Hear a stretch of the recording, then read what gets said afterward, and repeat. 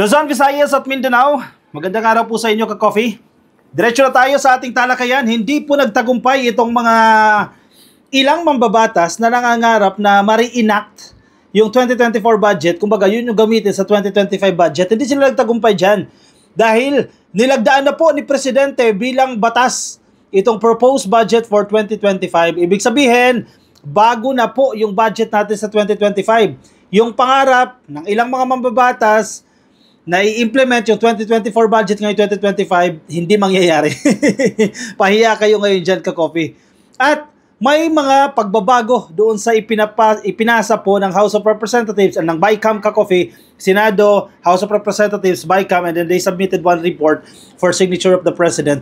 May pagbabago po dyan, may vinito po dyan ang ating Presidente. Ibig sabihin, hindi siya sumasang-ayon doon sa proposed budget na yon. Particular ka-coffee specific doon sa proposed budget na yan, hindi yung kabuuhan. So yung batas natin, nothing to worry, dahil pirmado na po yan, magti-take effect na po yan, January 1, 2025. Sige, pag-usapan natin ka-coffee, itong paglagda ng ating Presidente, ngayong umaga lang po yan, ha? December 30, 2024, nilagdaan po ng Presidente ang proposed 2025 budget. So ganap na pong batas yan. Headline po ng Philippine Star, Marcos signs 2025 national budget makes last-minute cuts. Anong ibig sabihin? May mga pinasok na proyekto na gustong ponduhan pero tinanggal ng Presidente. Kung inyong matatandaan, di naman natin ito pwede ikaila eh. May mga tumaas ang kilay sa ipinasang budget ng BICAM kasi may mga hindi nila nagustuhan ng taong bayan. Siyempre, ang Presidente nakikinig naman sa taong bayan yan. Importante rin naman na mapakinggan yung hinaing ng taong bayan, hindi yung kilos ka lang ng kilos without hearing people's voices. So pinakinggan ng Presidente yan. At ito nga ang mga adjustments. At ito nga at vinito ng Presidente ang ilang bahagi. At binigyan din ng diin ng Presidente yung mga programa ng gobyerno na dapat pagtuunan ng pansin. Na-mention nyo dyan yung social services, yung kalusugan, yung edukasyon, syempre yung economic activities, yan din po ay puponduhan ng ating Presidente. At pinonduhan na, ka-coffee, rather, no? President Ferdinand Marcos Jr. signed 6.3.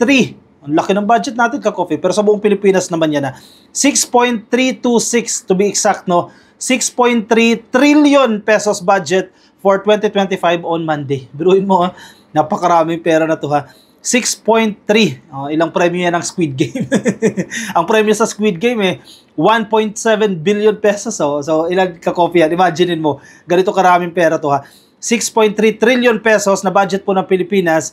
Ngayong araw po nilagdaan yan, Monday, December 30, making an 11th hour decision to veto 194 billion pesos worth of items he deemed not consistent with the program priorities.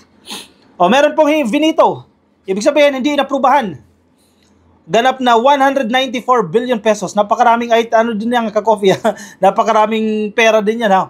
194 billion pesos po na halaga ng mga programa na sa tingin po ng Presidente hindi alinsunod sa kanyang program priorities, no? Not consistent with our program priorities. Kasi malinaw naman, hindi ka naman pwede magkamali, ka-coffee, sa pagbabudget kasi meron kang plano eh. Yung walang plano, sige, pwede kang malin lang. Pero may plano si PBBM eh. Nasa 2023 to 2028 Philippine Development Plan. Nakalatag na yung plano. 2023, 24, 25, 26, 27, 28. Mahigit 5 years, ka-coffee. May plano sa loob ng 6 na taon ng panunungkulan ng Presidente. So kung may plano yan, sundin mo na lang yung plano. Diba? I-implement mo na lang yung plano. Budgetan mo na lang yung plano. Kung may nakita ka doon sa budget na hindi tumutugma doon sa plano ng Presidente, i-X mo yan, cross out mo. At ayun nga yung nangyayari. Yung naging batayan kung bakit vinito, syempre may mga magtatampo eh. Lalo na yung mga nasa DPWH, may magtatampo dyan. Naku po, 194 billion pesos yan. Malaking budget cut yan. Pero madali lang ang sagot dyan. At madali lang naging decision dyan. Meron tayong plano. For 6 years, ito ang gusto natin gawin. Itong propose ninyo, itong additional ninyo, insertion man yan, kung ano man yung 194 million na yan, inconsistent yan doon sa program priorities. Sa plano. Di X na yan. Unlike his previous budget signings, which were done at least 10 days before year-end, Marcos delayed the approval. Masyadong to, ha? Itong article na to ng Philippine Star, na paghahalataan kayo, ha? Marcos delayed the approval by 10 days and signed the 2025 GAA or General Appropriations Act on December 30. He had postponed it to conduct an exhaustive and thorough review of the spending plan Congress ratified on December 11. Ay, buti na lang bumawi. Kasi parang sa unang sentence, lumalabas na si Marcos ang may kasalanan eh. Si Marcos ang nag-delay eh. Bakit na late ang signing nitong budget na yan? Hindi si Marcos may kasalanan dyan. Sabihin naman, ka-coffee, pinagtatanggol mo na naman si Marcos. Hindi siya may kasalanan dyan. Alam mo kung bakit? Hindi nagkasundo ng mainam. Itong BICAM, itong mga kinatawan ng HOR at ng Senado at ng ilang miyembro nila. Kasi nagkaroon ng BICAM report. Di ba? In a way, sige, agreement yan. Pero may mga senador na maingay. Nag-ingay. Late na. Naipasa na saka nag-ingay. Kung mas maaga lang sanang ipinasa ng BICAM yung budget na yan, hindi aabot sa ganyang punto. Kung first week pa lang ng December na ipasa na sa presidente yan, i-review yan 10 days, hindi bago magpasko, napirmahan sana yan bilang batas. Ang understanding kasi natin dito sa article, parang sa first sentence si Marcos ang nag-delay, di ba? Pangat pakinggan eh. Bakit siya ang nag-delay? Siya ang huling pipirma, siya ang huling player sa 2025 budget. Pero hindi siya may kasalanan kasi siya lang yung mag-a-absorb kapag delayed yung mga nauna. Delay din yung nasa dulo. Parang proseso yan, ka-coffee, di ba? Nasa chain ka, nasa process ka. Kung sino yung huli, mukhang siya ang sisisihin. Kasi siya ang huli. Pero hindi nyo kinoconsider na yung mga nauna, delayed kayo dyan. Oh. Anyway, tapos na yan. At least, pumasok tayo sa deadline na pirmahan po December 30. Executive Lucas Bersamin had telegraphed the President's intent days earlier, warning of incoming vetoes in the interest of public welfare and in compliance with laws. Correct. Yung iba, sabi ng mga congressman, inutusan si Marcos eh. Ano si Zubiri? Sabi ni Zubiri, Marcos, ayusin mo yung dyan, mga unconstitutional dyan, mga provision, yung mga bahagi daw po ng batas na hindi alinsunod sa batas, hindi alinsunod sa ating konstitusyon. Hala, nag-utos ka malamang, presidente yan, re-reviewin niya yan, dahil mapapahamak siya dyan kung hindi reviewin yan. Yes, hindi nag-iisang presidente, hindi lang ang presidente ang nag-iisang nagre-review dyan. Maraming mga abogado dyan, mga eksperto sa konstitusyon. Hindi nila hahahayaan, nalulusot yan sa level pa lang nila na pipirma ng presidente na unconstitutional yung budget. Hindi naman ganyan yung presidente. Siyempre may mga tao rin yan na mag-filter dyan. Hindi mo na kailangan utusan, hindi mo na kailangan i-remind para magmukha kang mas marunong. Si Zubiri nakakatawa eh.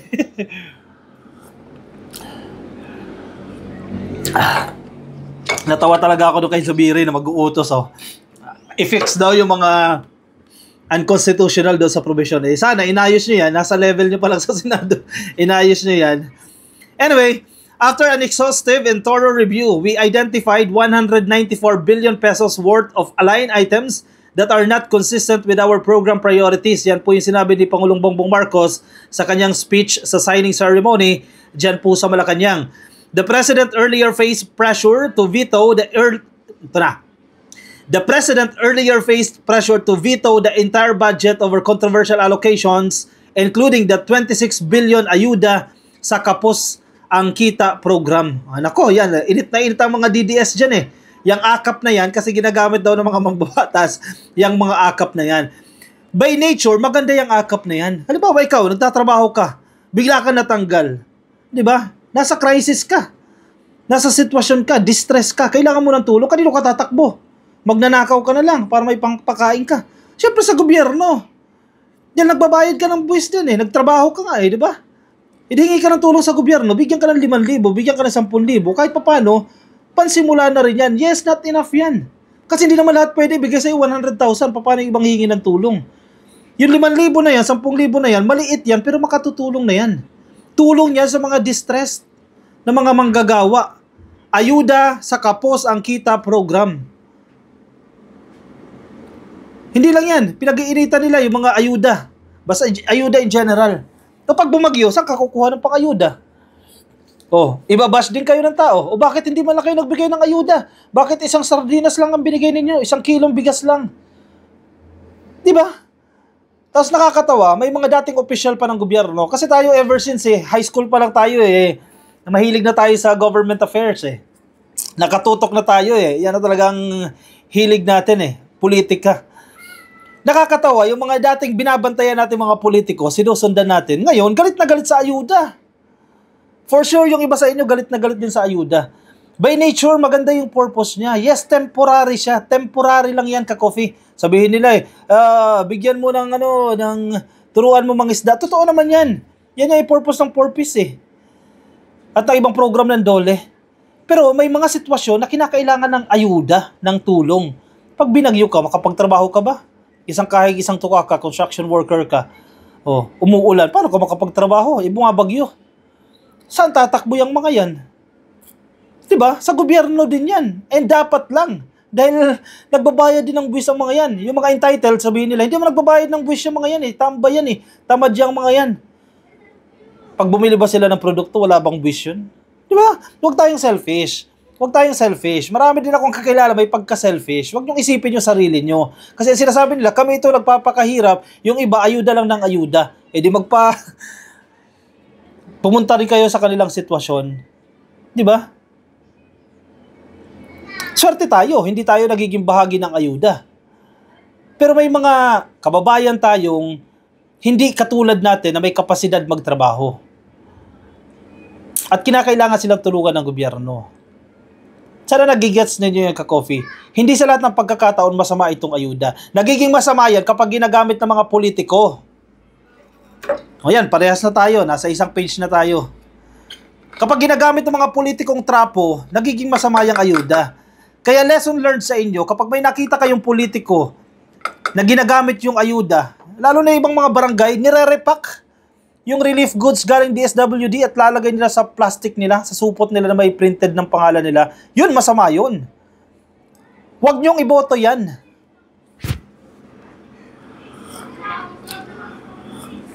Kasi panlalamang na yan. Galing na sa gobyerno yung pera, ire-repack para magbukang galing sa kanila. Sila ang nagiging masama, ang mga politiko. By nature, yung programa maganda. Yung programa ng DSWD maganda. At meron din changes ka-coffee dito sa batas na ito. Itong 2025 budget na ito, may mga changes din sa implementasyon nitong ayuda. Makakasama na po ng DSWD sa implementasyon ng mga programa ang DOLE at ganoon din po ang NEDA. Work together na sila sa implementasyon nitong mga ayuda. Diba? Kung may politiko na umiepal, huwag nyo nang iboto yan. Lesson learned na yan. Maghanap kayo ng ibang politiko. Lalo na kung may mga congressman kayo diyang hindi matino, maghanap kayo ng mas matino. Yun lang yun Huwag yung programa yung pag-initan yung politiko. Maganda yung layunin nito. The Department of Education also lost 10 billion pesos from its computerization program during the congressional deliberations while funds for the subsidy of the Philippine Health Insurance Corporation were cut altogether. Yung PhilHealth, okay na yan, settled na yan. Nagsalita na mismo ang PhilHealth, kaya nilang mabuhay kahit walang subsidiya ng government. Ekis na natin sa problema yan. Yung Department of Education, yung natanggal na budget para sa computerization, settled na yan. Pinapakinggan ko yung speech ng presidente kanina na mention niya, special mention niya yung edukasyon at yung computerization. So kung na-slash out yan sa BICAM, yung computerization program yan for the reason we do not know yet or sinabi yan, hindi lang ako familiar, settled na yan. Dahil nagsalita ang presidente dyan, special mention yung computerization program na yan. Alam mo ka-coffee, ito, sa pagdinig sa budget, may mga programa na maganda yung intention ng program. Di ba? Maganda yung purpose ng program. Dapat binabudgetan yan. Let's say, halimbawa, computerization. Hindi ko sinasabing ito yung totoo sa computerization. Bakit hindi yan binibigyan ng budget? Minsan kasi, delayed yung implementation. Every year na delay. So, let's say, hiningi mo yung budget na yan, na-request mo yan 2017 pa. Hindi mo na-implement yan 2018. Yan naman. Ang gagawin dyan sa gobyerno, familiar tayo dyan dahil marunong din tayo gumawa ng budget, ng proposed budget. Ang gagawin yan, ipapasa ulit yan sa next year. So 2017, nanghingi ka na, let's say, 1 billion para sa computerization program. Hindi mo na-implement dahil palpak yung mga taong nag-handle. O may mga problema, di ba? May nag-failure sa acquisition ng lupa, let's say construction yan, etc. O kung ano man yan. Di ba? Nagka-problema. So ang gagawin ng mga agency yan, ihingin ulit na yan the following years. O 2028, nanghingi ka na naman 1 billion. Palpak na naman, di na naman na-implement. 2019, hihingi ka na naman. O 2020, nanghingi ka na naman. 4 na taon ka nang nanghihingi ng 1 billion. Pero hindi mo na i-implement. So ang Kongreso, dito na papasok. Halimbawa nag-hearing o napapansin ng Kongreso. O every year nang ihingi yan, di naman na-implement yan. Huwag na natin bigyan yan.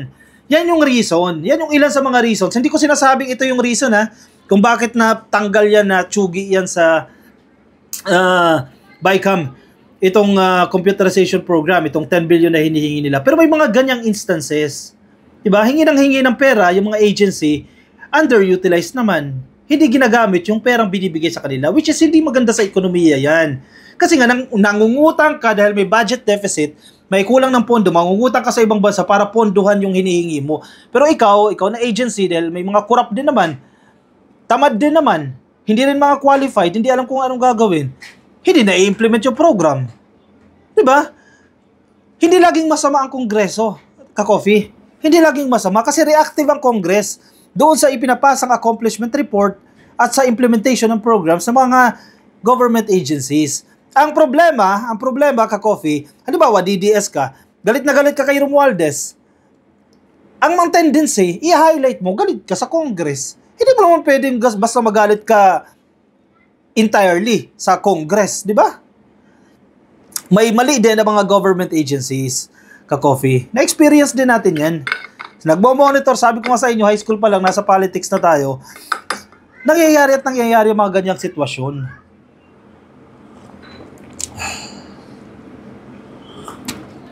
Marcos, however, saw no need to return the entire budget bill to Congress, which was dominated by his allies. Our enacted budget will set us back, delay our vital programs, jeopardize targets for economic growth, including our goals of achieving single-digit poverty levels and upper middle income status, sabi po ni Pangulong Bongbong Marcos. Correct. Yung iba kasi, selfish ba? Yung mga mambabatas, isauli mo muna sa Kongreso yan para baguhin. Delayed. January na. 2025 na, wala pa rin tayong budget. Sabi ng Presidente, hindi na. Madidelay lang yung ating mga programs. Yan yung mga desisyon na natututunan, hindi sa pagkaupo mo lang, natututunan mo yan through experience. Sa haba na experience mo sa government, makakapag-desisyon ka ng tama. Kung i-delay na naman yan, paano na lang itong mga programs na yan? Di nila ponduhan. Diba? May plano nga eh. Buti na lang matinu-tinu ang presidente. Kasi kung palpak ang presidente, naku, magpapabudol yan sa udyok-udyok ng mga makasarili mambabatas. Instead of a total veto, Marcos said he removed allocations for certain programs and projects of the Department of Public Works and Highways and those under the program appropriations, which increased by 300%. Tapos. DPWH, pasensya muna kayo ha. Kayo ang napag-initan. Actually, hindi kayo napag-initan. Yun yung tama. At ginawa ng presidente ang tama. Tanggalan kayo ng budget. Di ba? Alisin muna yan kasi inconsistent yan sa priorities. Di ba? Di tapos, walang problema. Yung mga DDS dyan, labas kayo ngayon. Sige, bash nyo. Bash nyo na naman si Marcos. Sabihin nyo na naman kasi nagpapadikta kayo kay Romualdez. Kung nagpapadikta siya kay Romualdez, di sana sinunod niya yan. Pinirmahan niya yan, kung di ba naman kayo nag-iisip. Common sense naman. Siya. Ewan ko sa inyo. Mema lang kayo dyan. Kung nasa Facebook po kayo, baka di pa po kayo naka-like and follow. Like and follow na rin po kayo sa ating page ka-coffee para updated po kayo sa mga political events sa Pilipinas, no? Mga nasa YouTube naman, make sure na kayo po ay naka-subscribe na. Click lang po na subscribe. Nandiyan po sa baba at hit nyo na rin yung notification icon para kayo po updated din sa ating mga bagong upload. Rizal Day ngayon, ka-coffee.